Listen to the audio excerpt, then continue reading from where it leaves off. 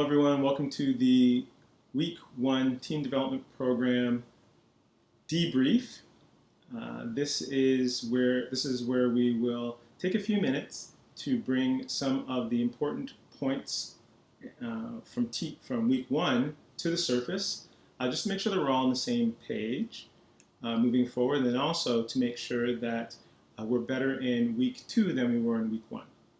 So the theme of Week 1 was, what is courage?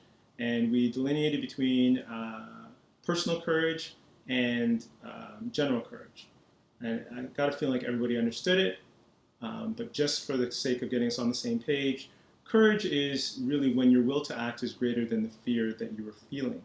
Okay? There are two important pieces there. One, will to act, that's on one side, and there are ways that we can help boost your will to act. We can add some type of reward or external gratification, or we can connect meaning, help you connect meaning with the behavior that you are going through, so that you have greater will to act.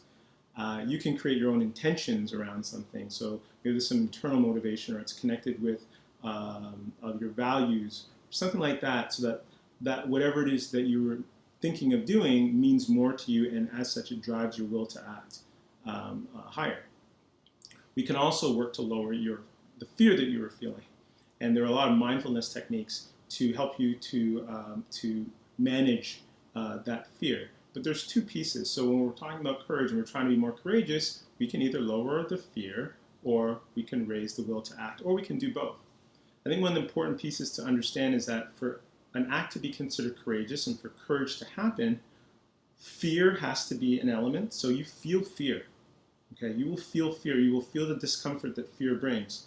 There must be an element of the unknown. And what I mean by that is that we don't know, we're not certain of what the outcome is going to be. And finally, there must be a risk involved too, like something that we could lose by engaging in this act. Those three things must be there for an act to be considered courageous. So understand that, and this is really one of the takeaways I want you to have, is that for you to be courageous, it doesn't mean that, yes, this feels very natural to me and this feels very comfortable for me. In fact, it's the opposite. It feels uncomfortable because there's fear associated. It feels uncomfortable because there's the unknown associated with it. And it feels uncomfortable because there's a risk. I could lose something. I could benefit and I could gain, but I could also risk and lose something. So understand that all those pieces are part of the puzzle.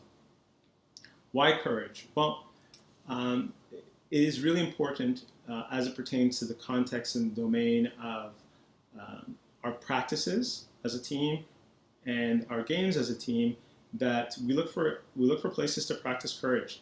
And this is part of stepping out of our comfort zone.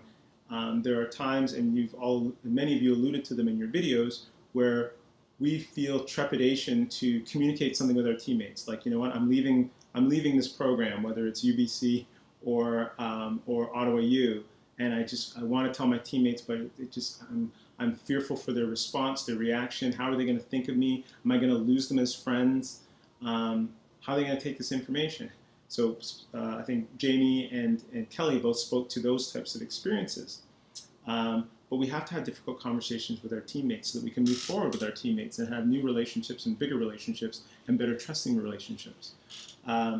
Nick spoke to speaking to a teammate on the court in a game, that she kind of whispered something strategic in a game, and Carly, challenged her to speak up and own what you're saying. So Nick was challenged at that point and had to demonstrate courage to communicate what she had thought to Kenny. And that sometimes there's an element of fear with that, where sometimes we don't want to we don't want to shout out or communicate to a teammate who maybe is a high performer, or maybe just another teammate. We just feel uncomfortable doing it. We have to do these things in the name of performance improvement. It's not about identifying, okay, you screwed up. It's less about that. And it's more about helping our teammates to improve at what they're doing, helping us to improve at our communication skills, and as such, helping our team to improve and what I would call perform at a high level, or be a high-performing team. That is the value, and that is the importance of practicing courage. So we want to look for opportunities to practice courage in our practices and in our games on a regular basis. Finally, one point that I want us to see if we can be a little bit better at, or just be a little bit more mindful of moving forward, is had a few people communicate with me that they're having issues getting the work in for this week. And I appreciate the communication. I think that's a great step, that there's communication. Most of the people refer to the work as my work. So they said, Jason, your work, I'm going to get your work in late this week, or your homework, it's going to be late. I want to deal with this right now. It's not my work. I've helped to develop the program with guidance from Carly, but this is your program. This is your team. So if it is your intention to be a high-performing team, if it is your intention to try to find ways to be better than we were last year and better than everybody else, this is your program.